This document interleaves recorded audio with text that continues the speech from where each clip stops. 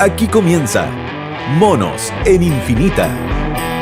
Una mirada profunda a la semana política con el estilo mordaz y descarnado de Camilo Férez y Gonzalo Miller y la inconfundible conducción de nuestra Connie Stipicic. En directo y en plataformas por la 100.1. Esto es Monos en Infinita. ¿Cómo están ustedes? Muy bienvenidos. Es 30. Falta un día para que se acabe el mes.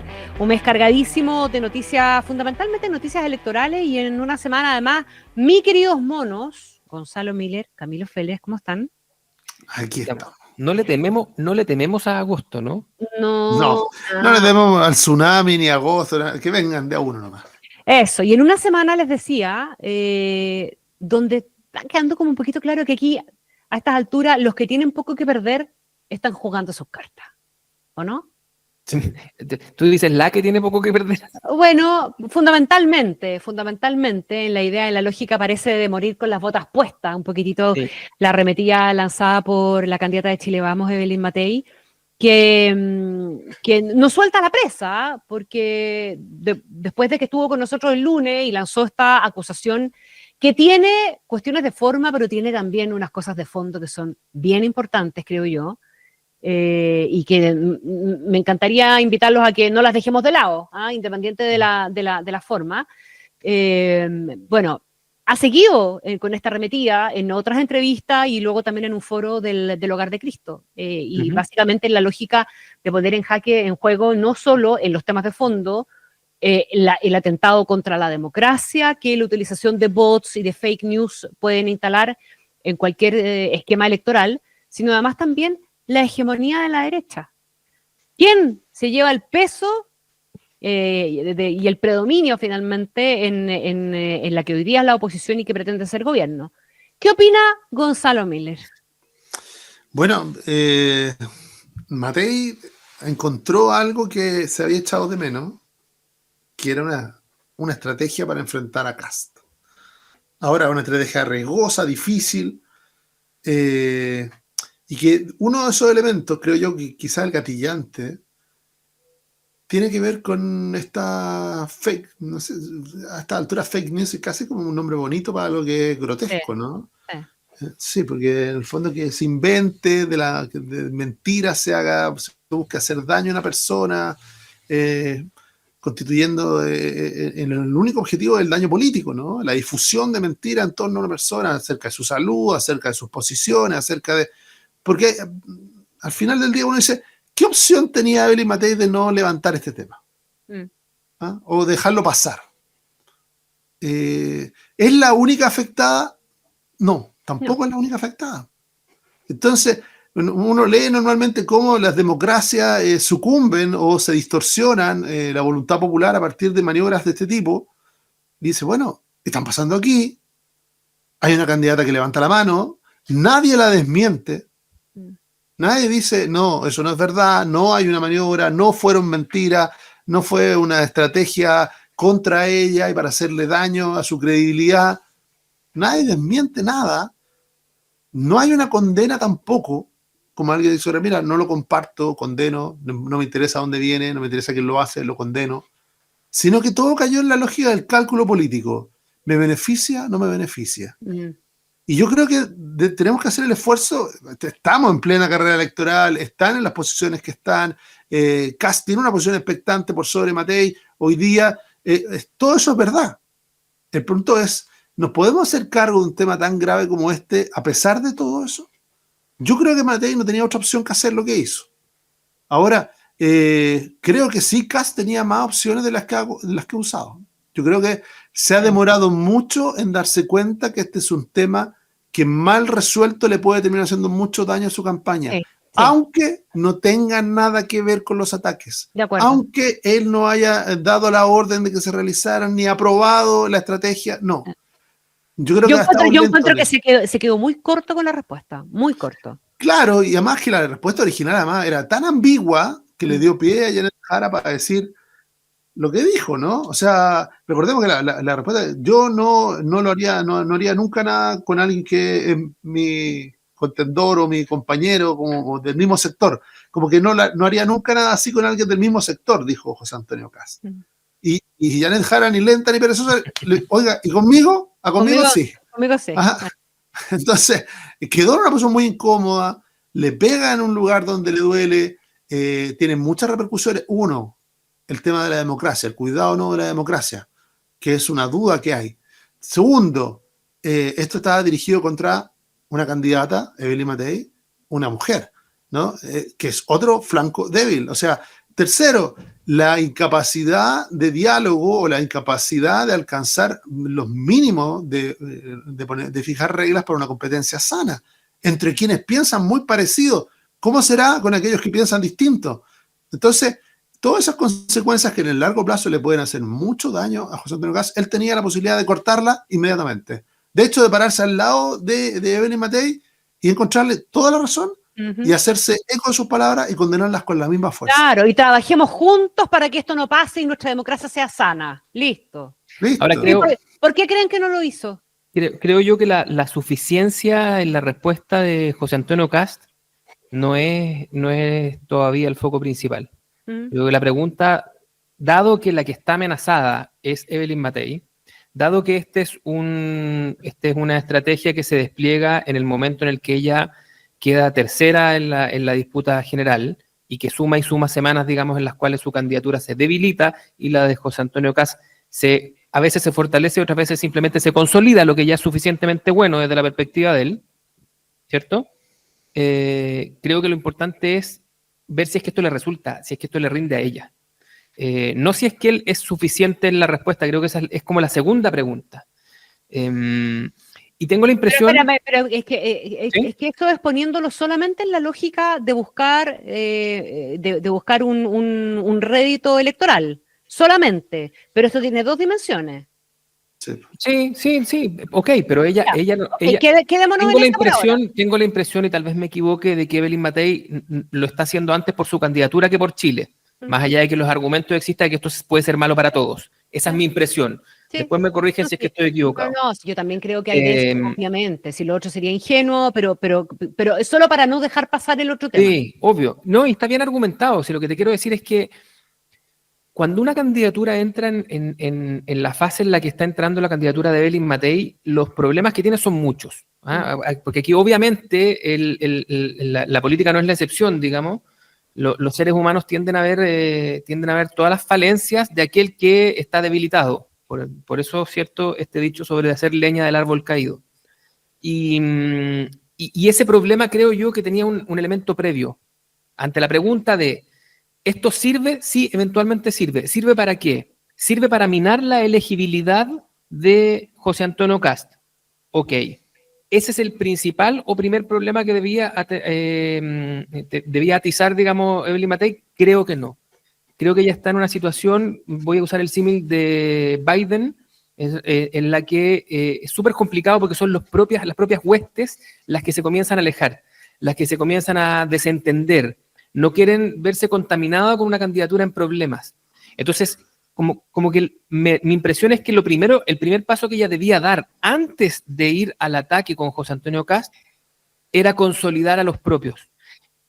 Usemos un símil mucho más próximo. Cuando esto le pasó a la UDI, cuando se empezó a desinflar Goldborn, lo cambiaron por Longueira, y Longueira lo que hizo fue precisamente ir a la arenga de la eterna rivalidad, ¿cierto? Ese orgullo UDI para ganarle a Alamán.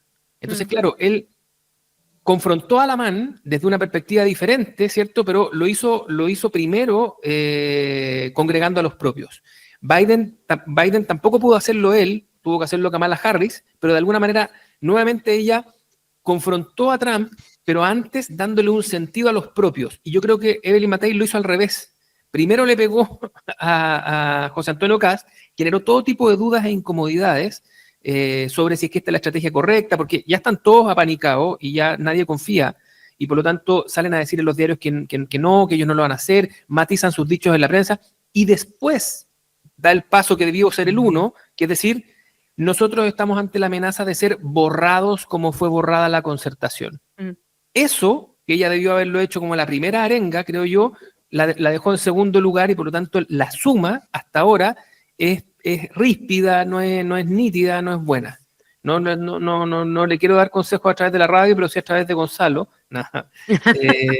Pero yo sé que Gonzalo no tiene rol en el comando más allá de que tenga un corazoncito.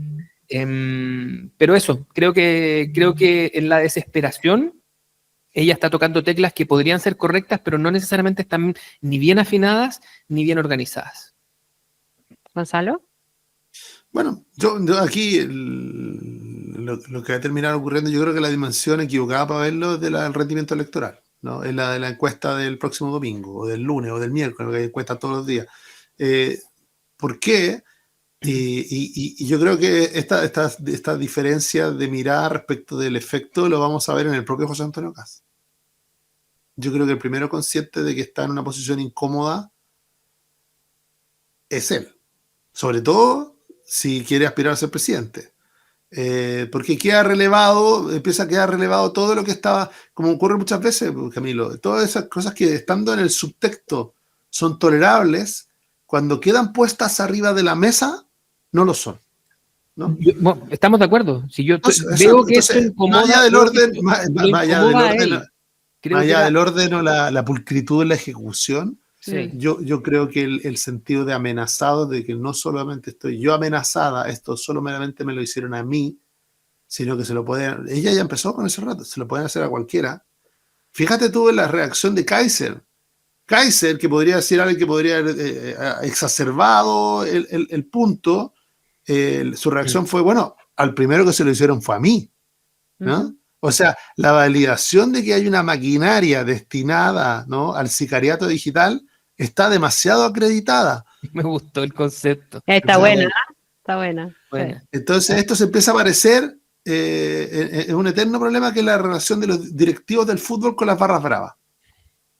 No tenemos nada que ver, pero les damos entrada. No, porque no tenemos nada. No, pero nosotros le financiamos los viajes. No, es que no tenemos nada que ver, pero en realidad al final le gritan a nuestra competencia, a nosotros no. Entonces se empieza a parecer demasiado a eso y puede terminar teniendo los mismos tóxicos resultados sistémicos respecto de la democracia. Él ya al final la gente no puede ir al estadio, dejó de ser un evento deportivo al que uno quisiera ir, ¿no? Y que a veces miramos con envidia hacia afuera, como ocurre en el exterior, y empieza a ser algo preocupante, difícil, peligroso, y ocurre lo mismo.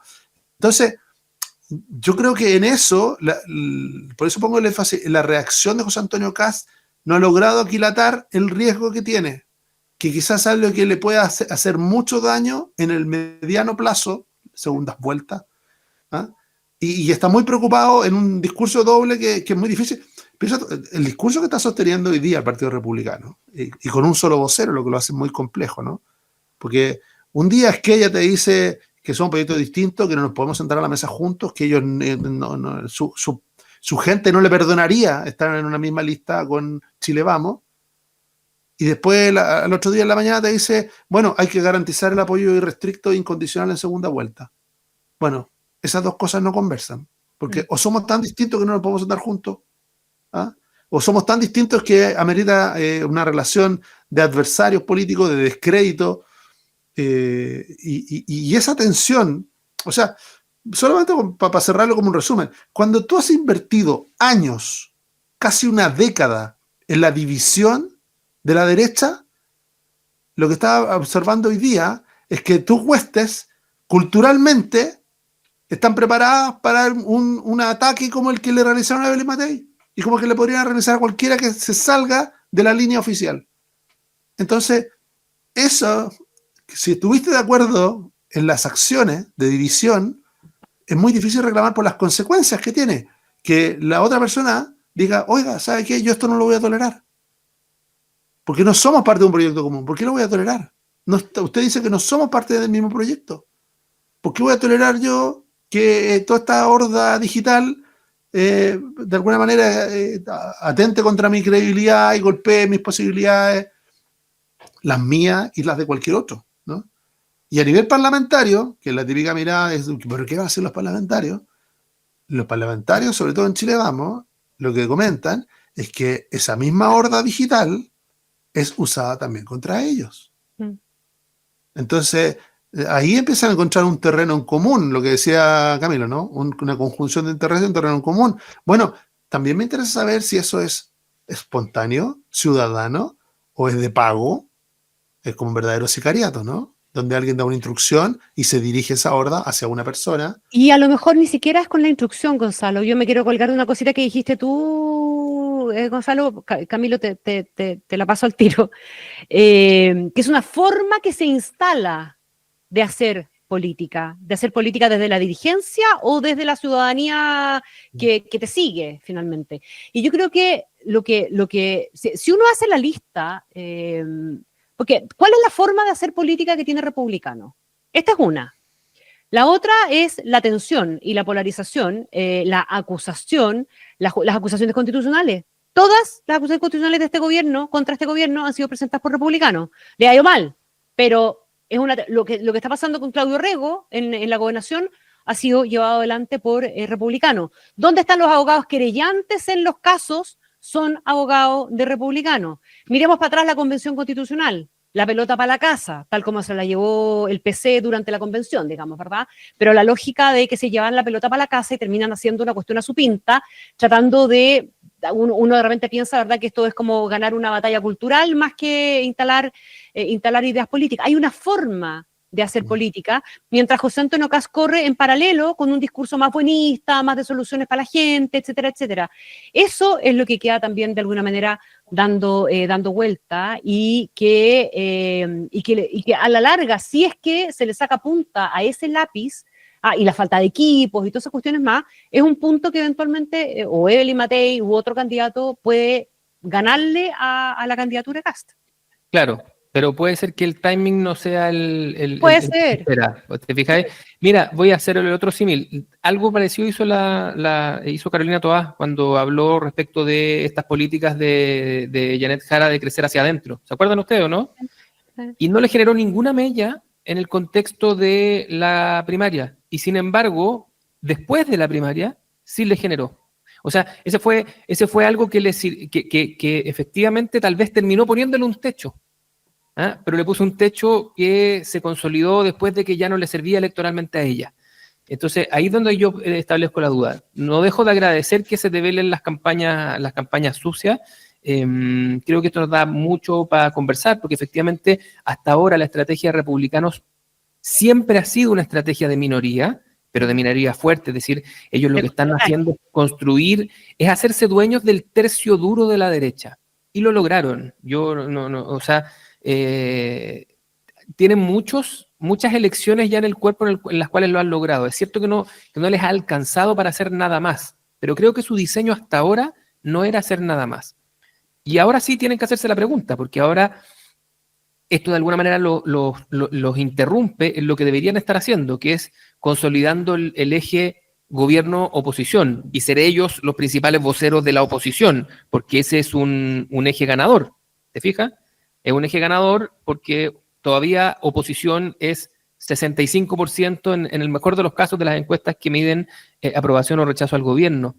Y sin embargo tiene que meterse en esto, tiene que meterse en los votos, tiene que conversar con Evelyn Matei. Así que, bueno, nadie sabe para quién trabaja. Mi duda es si es que esto le trabaja a Evelyn, porque son mismos parlamentarios que dicen ver la amenaza de los votos contra ellos, ya están hablando en los diarios. Y están hablando no solamente en off, hay varios que están hablando en on. Algunos de manera más educada para decir que tienen un matiz y otros de frentón diciendo que lo que va a pasar es que todos se van a ir a sacar la foto con José Antonio Kast. Claro. Entonces se te produce eso es lo que te quiero decir, es muy... Cuando estás en la trampa de las sábanas cortas, tienes que preocuparte de tomar la decisión de qué es más importante, si destaparte los pies o el tronco. Y tal vez vaya a tener que hacer una primero y otra después. Ese era todo mi punto, querido Gonzalo. No, sí, yo creo que estamos totalmente de acuerdo. Es una cosa de énfasis nomás, pero aquí estas son las dos patas de... Esta es una mesita de dos patas nomás. Ahora, Evelyn Matei ese día, yo le pregunté, porque el domingo venía la entrevista de Arturo Esquella diciendo que había que comprometer ahora el respaldo a segunda vuelta, y siendo bien justo, porque el gran titular que salió fue que Evelyn Matei no apoya a José Antonio Kast para la segunda vuelta o no compromete su apoyo a la segunda vuelta, la respuesta tuvo que ver con una cuestión total y absolutamente coyuntural. O Y sea, creo que no era ni siquiera la respuesta. era, o sea, y ni siquiera una respuesta totalmente verbalizada, fue más bien un gesto ante la pregunta ya. Entonces, pero hoy día, en esta circunstancia, no se compromete el apoyo y fue O sea, es una cuestión que tiene que ver con el enojo, tiene que ver con el momento, no tiene que ver con una decisión política ya tomada respecto o sea, anticipando el resultado de la primera vuelta. Así lo leí yo ahí, Sí. y yo creo que se exageró. El punto es que el clima está para la exageración. ¿Por qué? Sí. Porque estamos a 2 chispazos de una guerra civil en la derecha. Sí, esa es la verdad, ¿no? Mientras al frente la izquierda está a punto de cerrar una lista única, a este lado no hayan cómo inventar que es mejor hacer todo lo contrario. ¿Ah? Los ingenieros electorales de republicanos y todo están viendo cómo convencen al resto de que no, que en realidad es mucho mejor ir dividido que ir juntos. Pero bueno, porque es parte del clima en el que estamos, ¿no? Por eso digo, a veces uno se sorprende de las consecuencias, pero aceptó las decisiones. O sea, aquí la división de la derecha es algo que debilitó a la oposición de este gobierno. Es algo que se gatilló diría yo, si el 4 de septiembre fue el gran triunfo del rechazo del 62%, el 5 de septiembre había gente que estaba apostando a dividir eso y a ver quién se queda con el pedazo más grande. Entonces, bueno, estamos sufriendo las consecuencias de eso, ¿no? Eso tiene que ver, perdona Gonzalo, pero un poquitito la lógica de lo que le pasó a Boric, esta cuestión porque el diseño de Republicano y de José Antonio Kast, creo que lo dijiste tú recién, Camilo, no era necesariamente apuntando a ganar la presidencia, sino que a consolidar el sector, la hegemonía, el tercio más grande y todo lo que tú quieras. Sí. Pero ahora te estás dando cuenta de que eventualmente te puedes hacer con la presidencia, puedes ganar la presidencia. Ahora se ve sembrado en la segunda vuelta, y si uno se fija y lo mira, porque hemos discutido mucho respecto de Evelyn Matei porque es la novedad, digamos, y el morbo te lleva a quedarte ahí. Pero también esta tentación de la que nosotros hemos hablado muchas veces, esta tentación de ponerse en una campaña de segunda vuelta cuando todavía no afirmas la primera, es una tentación que todos tienen, ¿ya? Y una cosa es cuidar, y por eso se nota esta ambivalencia. Por un lado, ¿cierto? Una pulsión, una especie como de envión, que es difícil de frenar, por siempre marcar las diferencias con Chile Vamos, y por otro lado, esta idea de, sí, pero es que hay que entenderse todos y hay que apoyarse mutuamente después. Tiene que ver con eso, tiene que ver con que ya se están sintiendo en ese momento, ¿ya? Y para ese momento nada sería más cómodo para José Antonio Kast que dedicarse a pelear con el gobierno. Yo te diría que casi ni siquiera con Janet Jara, o sea, Janet Jara así como una especie de enviada especial, como una especie de vocera del gobierno. Y eso probablemente es lo que ellos quisieran hacer, y eso es probablemente lo que tengan en su diseño, y esto los interrumpe.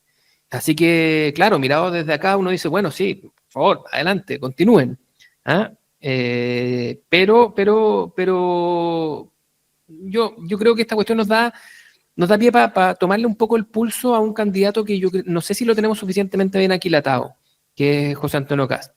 Que si fuese, por ejemplo, genuinamente un Trump o un Milei, probablemente esta cuestión ni le importaría. Pero no es nítidamente eso, y no me refiero a su posicionamiento político desde el punto de vista izquierda-derecha, sino que esta cuestión más bien histriónica de estos populismos de derecha que se han instalado con total desparpajo y que el diseño siempre es la tuya y 158 más. Y que desde ahí, desde el no entrar en estos cánones normales de la política, han hecho de esta idea de que ellos son lo nuevo y que ellos vienen a borrar a la casta, una cuestión que se materializa también en su comportamiento. Son maleducados permanentemente. José Antonio Kast no tiene eso, no, parece y yo dudo que lo pueda construir. Por lo tanto, navega en una campaña que a nivel digital está construida como calco de todas las campañas de la derecha vociferante, populista y de la nueva derecha que está dominando en el mundo, pero que en el candidato encuentra una especie de incongruencia, una disonancia cognitiva. que puede ser súper buena si es que tú pensáis en el voto conservador, moderado, pero puede generarle muchos líos de campañas, puede terminar desmovilizándolo. Hay un punto ahí, porque lo que dice menciona Camilo, el cambio de posiciones, hoy día que Kast se termine visualizando no solo como un candidato a segunda vuelta, sino como eventualmente alguien que tuviera la obligación de ser presidente de Chile, el mandato de ser presidente de Chile, y que por lo tanto la estructura o el modelo republicano de división y tensión no le va a servir, porque no va a poder gobernar solo. O sea, algo que entendió Boric, ¿no? Rápidamente, pero ¿por qué no lo entendería Kast, ¿no? Aún más rápidamente? Pero hay algo en la estructura, en esa misma estructura, que lo hace menos dúctil. Si ya lo vimos esto. Si yo recuerdo la segunda vuelta, Boric-Kast. Boric se transformó de la izquierda revolucionaria que venía a barrer con la concertación en un socialdemócrata. Y Kast se quedó paralizado, rígido, capturado en sus posiciones. Cero flexibilidad. De hecho, viajando a Estados Unidos, todavía nadie sabe a qué fue.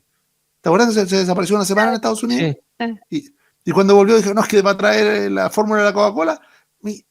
Nada, no explicó ni siquiera que había traído, nada. Y terminó perdiendo la elección por 10 puntos.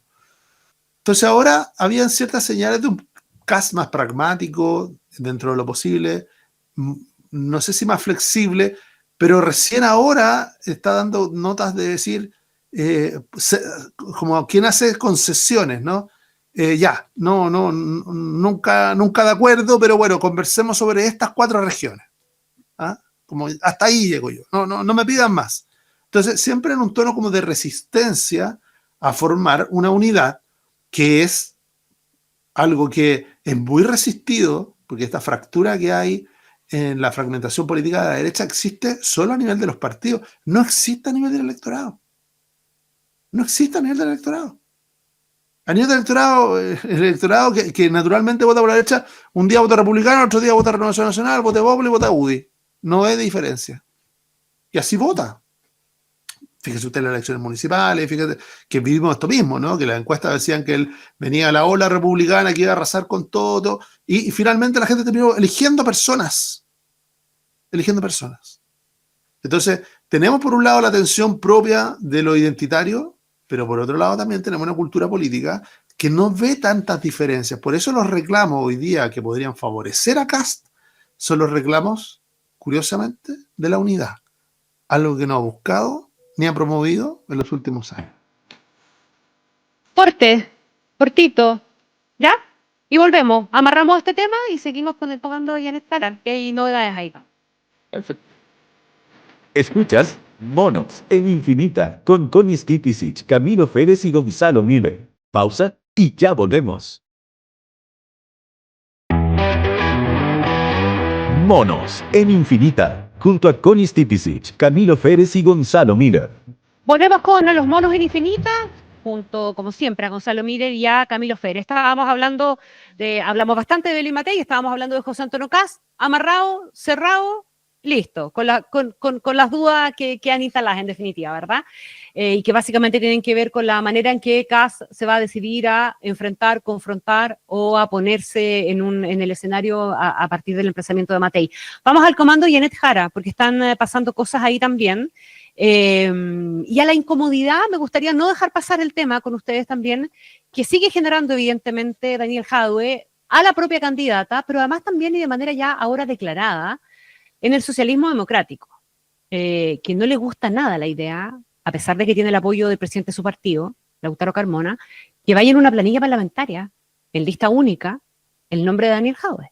La misma candidata lo mandó el otro día en la entrevista del diario El País, que vale la pena esa entrevista, si no la han leído, a quienes nos escuchan, léanla, porque está bien, yo creo que la perfila bastante ahí en el Jara, lo mandó a preocuparse de su defensa, digamos. Si la candidata está preocupada y que lo manda a defenderse, yo me imagino que tampoco le gusta mucho la idea de que sea candidato, si lo que tiene que hacer según ella es ir a defenderse, ¿o no? Sí, yo creo que asumió hay siempre dos posibilidades en el rol que está ejecutando Jadwe, que es como un Pepe Grillo, ¿no?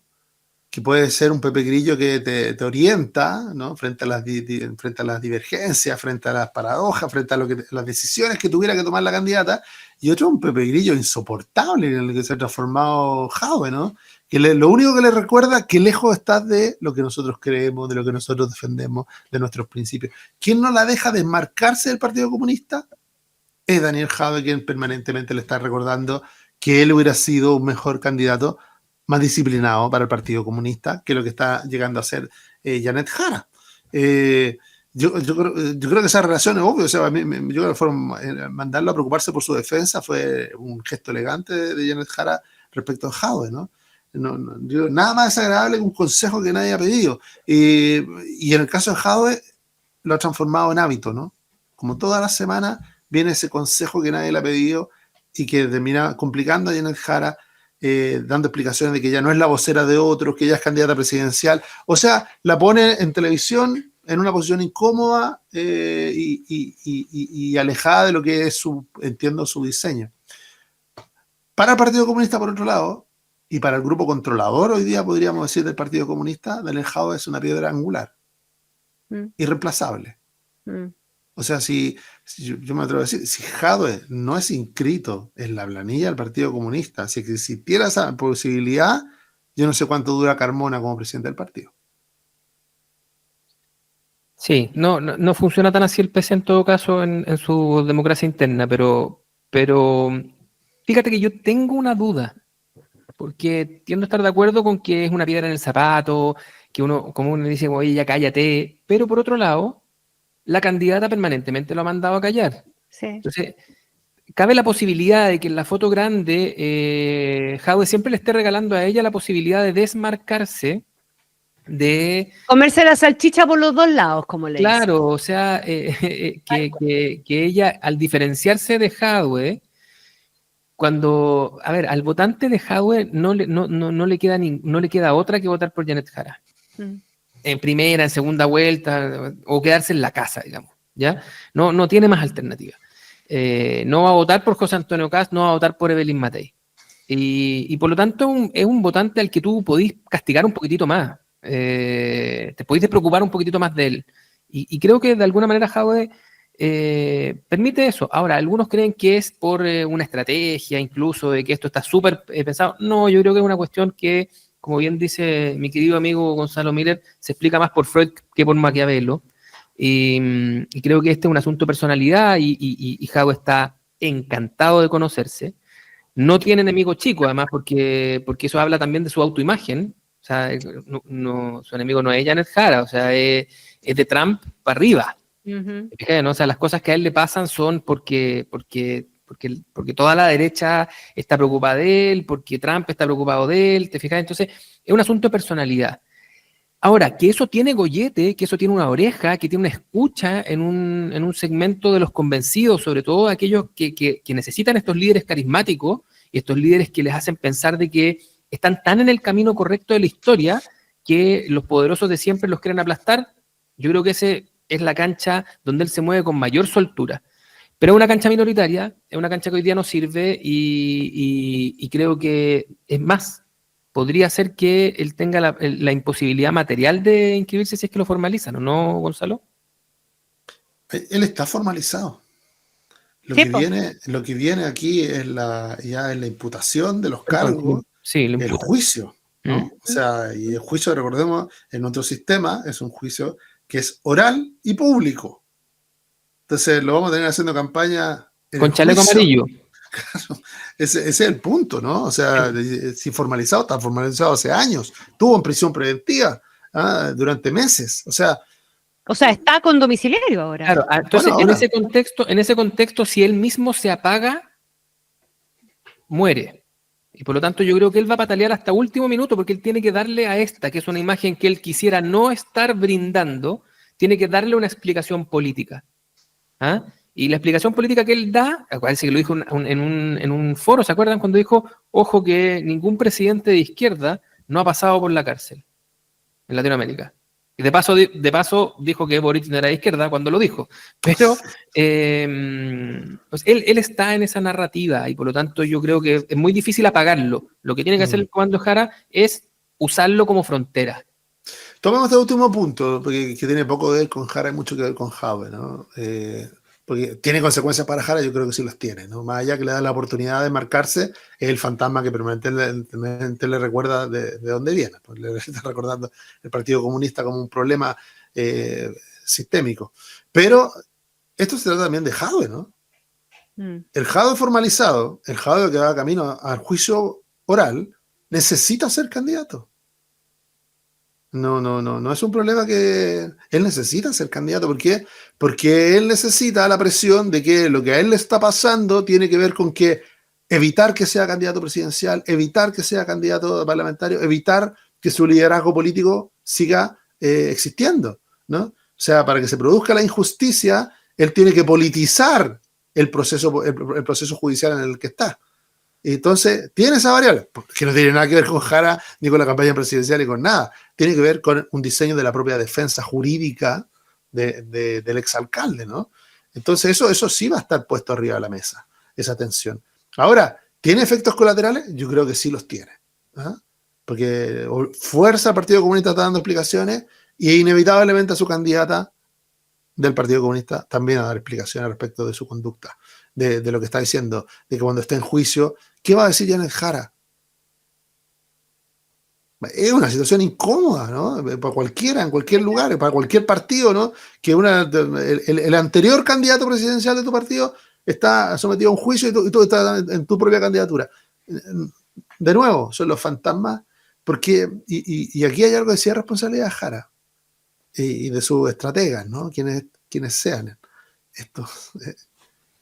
Haber transformado la militancia y el Partido Comunista en una mochila es algo que hizo la propia Janet Jara.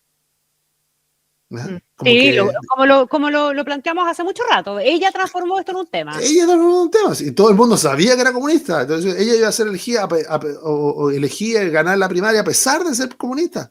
La que la transformó como en algo que te podía inhabilitar fue ella misma, ¿no? La especulación sobre la renuncia, la especulación sobre la distancia, de la conformación de su equipo, esta necesidad de la DC y de darle la cantidad de cupos que le ofrecieron. Yo creo que la DC cobró caro, no porque valiera mucho, sino porque era muy necesario para volver, ¿no es cierto? Decir que no estamos atrapados solo acá, sino que tenemos...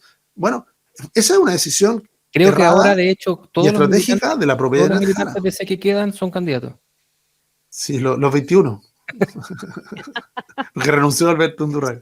Oye, pero hay un punto ahí, o sea, yo creo que esa fue una decisión estratégica equivocada, que ella ha tratado de matizar, de explicar de que bueno, que lo va a ver en segunda vuelta, que lo va a ver más adelante, pero él, de hecho, inventó una palabra, ¿no? Esto de descomunizarse. No la habíamos usado nunca. ¿No? Entonces, yo creo que lo que logra Lagos, ¿no? Siendo el primer presidente socialista después de Allende, lo hace siendo quien es, digamos, no especulándose, oye, no será necesario que yo deje de ser quien soy. Yo creo que golpea su credibilidad. Vamos a hacer un poco de arqueología ahí, pero ustedes son muy jóvenes, pero Lagos tuvo los dos intentos. Acuérdate que él tuvo 2 vueltas y él hizo 2 campañas. Y la segunda fue bien desocializante. No, está bien. Pero yo más que ahora, la segunda vuelta, que algo me acuerdo de esa segunda vuelta, Camilo. Pero fue, claro, cuando verlo en el Cerro Santa Lucía, hablando de los temas de seguridad, claro, te dice, está bien, acusó el golpe de lo que le había pasado, pero no tenía que ver con dejar de ser socialista. No, sí, totalmente. Sino como en la manera de mirar la política, una manera muy tradicional o una manera más sintonizada con lo que la ciudadanía en ese minuto estaba pidiendo. Ahora, creo que toda esta discusión que tenemos nosotros, en el caso de Jara y en el caso de Kast y en el caso de Matei, sigue siendo la discusión de este tipo de programa. No digo que no sean importantes, pero se avanza en la campaña, se aceleran las fechas, se acercan las fechas clave y no veo ninguna campaña desplegada hablándole a un votante, ensayando siquiera. Acuérdate que esta es una campaña que tiene una cantidad de incertidumbre respecto a los votantes, porque como es con voto obligatorio, tú, obvio, no hay dónde perderse. Los temas principales son delincuencia, narcotráfico, crecimiento, empleo, seguridad. Ya. Check. Gracias, te diría alguien. Check. Pero ¿cómo lo vayas a hacer para tocar esas teclas, para convertirlas en una oferta, para capturar... No, estamos de acuerdo, pero esa es la recta final, eso es después del 18. O sea, la ansiedad nuestra vuelve a ser mucha, la de la ciudadanía no es tanta. Yo creo que eso es la recta final después entre el 18, después del 20 de septiembre y el 18 de noviembre, esos son los 60 días donde aparece lo que tú estabas buscando, Camilo. Pero en el posicionamiento previo, en armar los equipos, fíjate tú en esos detalles, Jara ha transformado esto mismo, ¿no? Esto mismo de sentirse arrinconada en el Partido Comunista, porque eso es lo que te transmite ella, ¿no? Atrapada ahí, lleva a que valorar tanto. Piensa tú que el primer vocero elegido es Erika Edo. Un personaje que no conoce nadie. Perdón por Erika Edo, ¿no? Pero no es una figura nacional. No es un... Oye, lo voy a poner de vocero. No, ¿por qué? No, porque es... No, pero yo me lo tomo como un premio, digamos, ¿verdad? Pero usted fue el primer demócrata cristiano en decir que había que votar por mí, venga. Está bien, pero lo que te recuerda es del segundo patita que de la estás enfrentando, ¿no? Sí, pues de lo que tú estás muy preocupada y valoras mucho de lo que te falta, pues eso es. Entonces, lo mismo la conformación de los equipos, que trae una gran cantidad de militantes del Partido Comunista, que es lo que estaba listo. De hecho, hoy día los medios lo recogen así. Los que ya están listos son todos comunistas. Bárbara Figueroa, Camilo. No, claro. Y después, ahí sí que estaríamos dando cuenta de un problema mayor, digamos, ¿verdad? Pero y después hay una resistencia. De hecho, nombraron al propio senador Lagos Weber como vocero y parece que fue un fail. No sé si lo ha confirmado Lagos Weber, su incorporación al comando como vocero. Entonces, esa necesidad de incorporación, o por qué los economistas miran con tanta distancia incorporarse o no al comando de Janet Jara, porque ella misma puso el tema de que era una candidata comunista, y eso es lo que dice, estoy dispuesto o no dispuesto, se ha transformado en un tema. Sí, igual hoy día se sumó la Nicole Cardoch y más gente. Entiendo que hoy día iban a hacer los anuncios, pero... ¿Desembarca el gobierno de Boric en el comando? En pleno, ¿no? No sé si en pleno, pero van a llegar cuadros del gobierno sin duda, pues si es la candidata oficialista, pues. O sea, pero yo creo que no es esperable ni el desembarco de ministros como Cataldo, ni como Gajardo. Ya no fue de Heidi Werner, subsecretaria de Hacienda, porque el nombre en el equipo económico es Luis Eduardo Escobar, que no está en la primera línea del gobierno, está en la empresa portuaria de Valparaíso, digamos, ¿verdad? Y además, es que, bueno, ahí podemos hablar un poquito de él también. Estaba mirando en el mostrador, hay una selección de columnas suyas, él ha escrito columnas ahí en el mostrador y tiene una posición bastante crítica en varios aspectos. Se fue bien duro en una columna contra el Consejo Fiscal Autónomo, ¿ah? En un momento. Sí, Luis Eduardo fue uno de los economistas, ya había cumplido este rol. Ustedes eran muy pequeños, pero lo hizo el 2009 con Marco Enríquez. Fue también, ¿te acuerdas cuando porque Marco tenía a Paul Fontaine? Un visionario, dice usted. Y que se robaba las cámaras y que era muy mediático, que era una especie como de pequeño Parisi, ¿cierto? Y cuando esto comenzó a generar ciertos problemas con miras a los cuadros más tradicionales, de la izquierda más tradicional, uno de las figuras que llegó a complementar ese equipo fue Luis Eduardo Escobar. Así que, y desde una posición, vamos a decir, Chile 21. Sí, pues sí, él viene de ahí. ¿Te fijas o no? Concertacionista pero crítica. Como de autoflagelante. Más desarrollista, sí. Con todos los pergaminos técnicos y académicos, pero desde una posición que no es la del economista neoliberal, digamos. Para ponerlo en términos internos de la jerga de los partidos. Pero no es la de Marcel, digamos. No. ¿El Marcel de Jara? ¿Lo damos por checo o no? A ver, es el hombre a cargo del equipo económico de Jara. Déjalo ahí. O sea, el representante de Carmona, hasta ahí llegamos. No, Marcelo hoy día tiene otra dimensión, pero ojo, que cuando él llegó al equipo de Boric también hubo que explicarlo. nosotros probablemente lo sabíamos. Marcel siempre fue una figura que estuvo un poco tapada públicamente por la figura de Nicolás Izaguirre. Pero no en el momento. Pero venía bajándose de ser presidente del Banco Central. Claro. Oye, Y reinstalado en el cargo por 6 años más por déjenme Piñera. hacer el paralelo antes de que me maten. Lo que te quiero decir es que igual cuando llegó no era así como un deal breaker, no era así como no, la lectura de mercado fue único. No hubo dos lecturas de mercado de que Marcel era el gran, la persona que le ponía credibilidad, o dicho más coloquialmente, la fianza a Boric. Como quiero hacer las dos diferencias antes de que me maten. Primero, esa, y la segunda, que de todas maneras, eso fue algo que con el presidente electo. No llegó en la campaña, no llegó a hacerse cargo del programa, llegó a hacerse cargo de un encargo en propiedad. Que obviamente eso es algo que para un economista que de renombre y eso tiene mucho más sentido, y es una conversación, es una negociación, si es que tú quieres, que es mucho más concreta.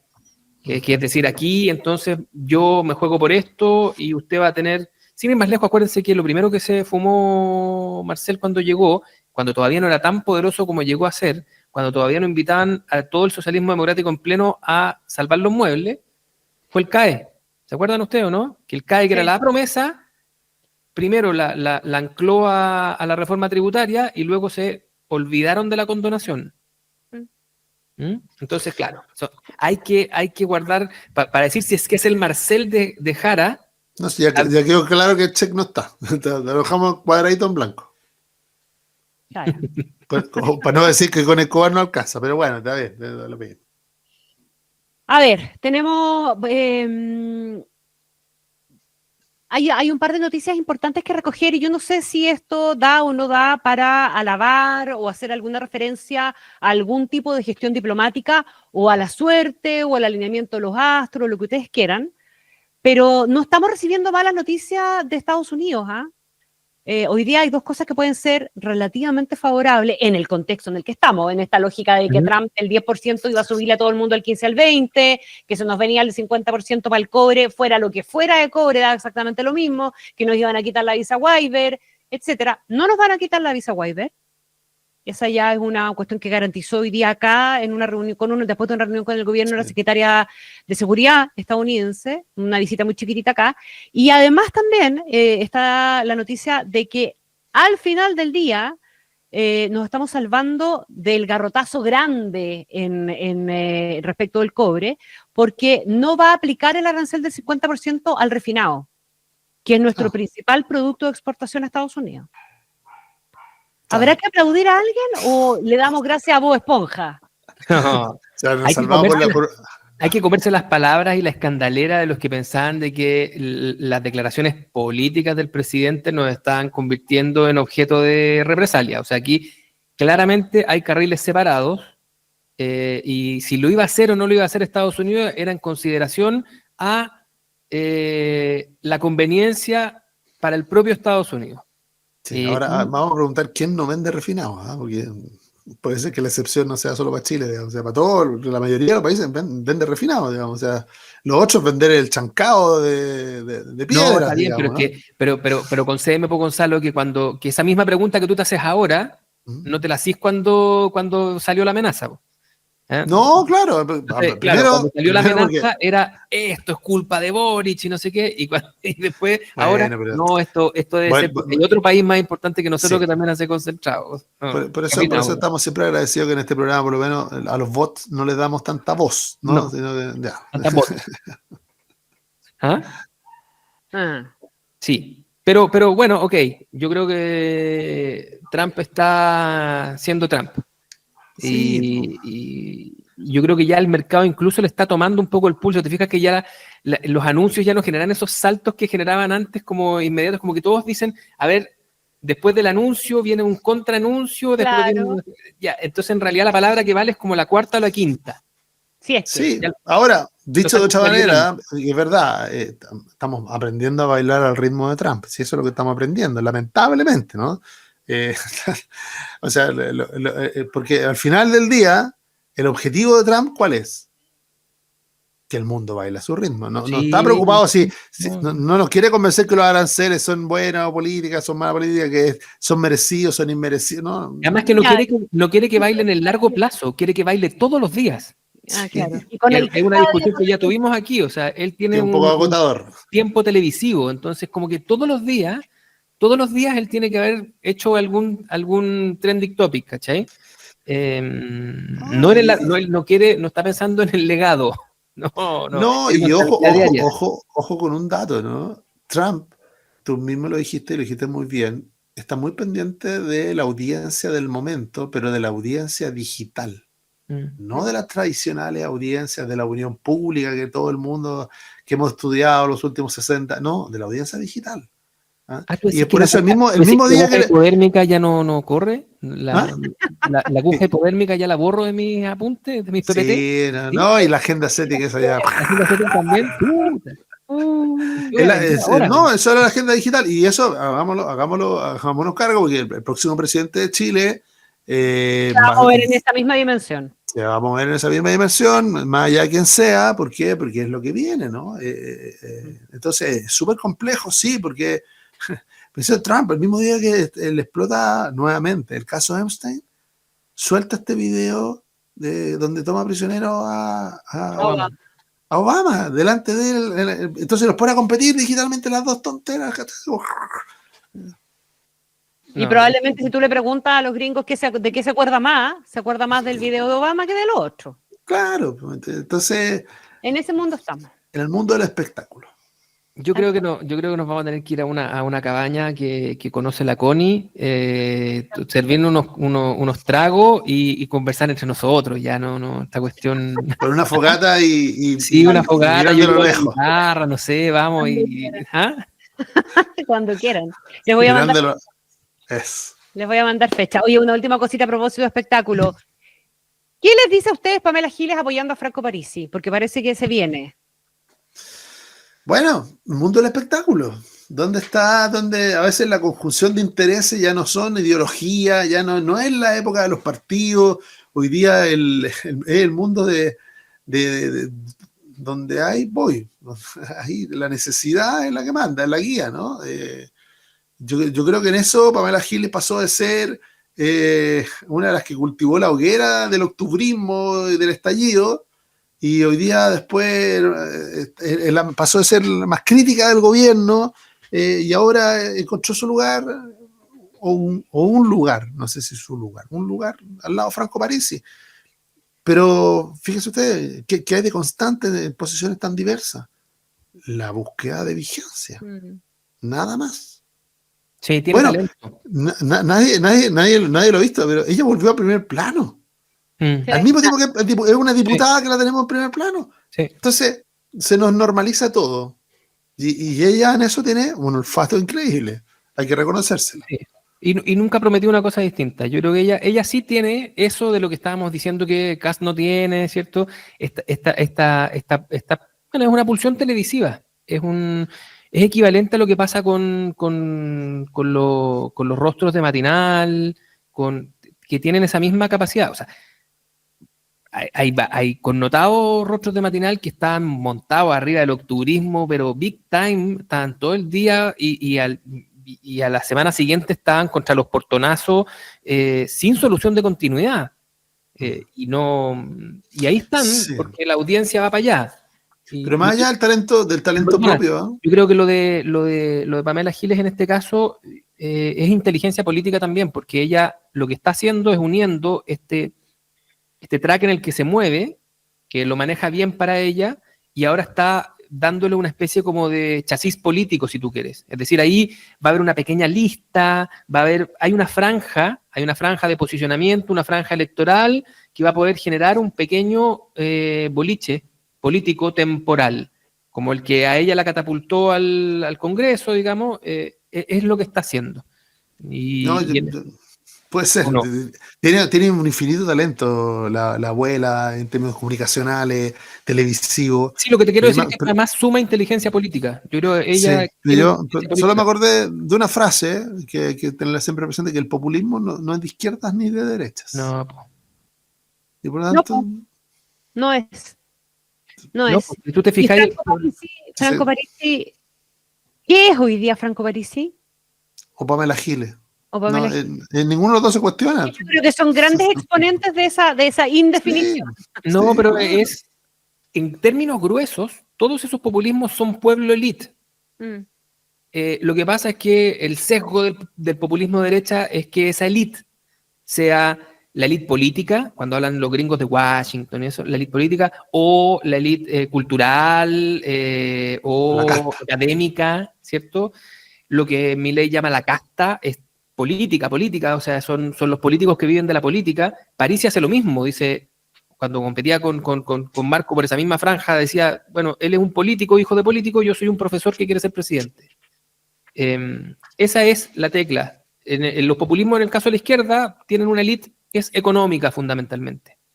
Pero todo esto a lo que te trae a esa idea de que ellos son los de siempre, nosotros somos los de abajo, los que venimos a decirles que las formas que ellos tienen no sirven y son parte de una trampa que Sí, se es protegen verdad. entre ellos. Ahora, los intérpretes llevan mucho rato en escena, como a parecer como muy tan impugnadores, ¿no? No, claro. Llevan 20 años en escena, entonces ya al final uno dice, "Ta, ¿qué tan impugnador, qué tan antisistema puede ser si hay 20 años arriba del escenario?" Sí. Estamos, ¿Estamos? pasó la hora volando. Volando, ¿no? Ya, pues un abrazo grande, se me cuidan. Sí, igual. Y por interno les mando las fechas. A ver, Abrazo a todos los monos. Chao. chao, chao, cuídense. Aquí termina Monos en Infinita. Una mirada profunda a la semana política, con el estilo mordaz y descarnado de Camilo Férez y Gonzalo Miller, y la inconfundible conducción de nuestra Connie Stipicic, en directo y en plataformas, por la 100.1. Esto fue Monos en Infinita.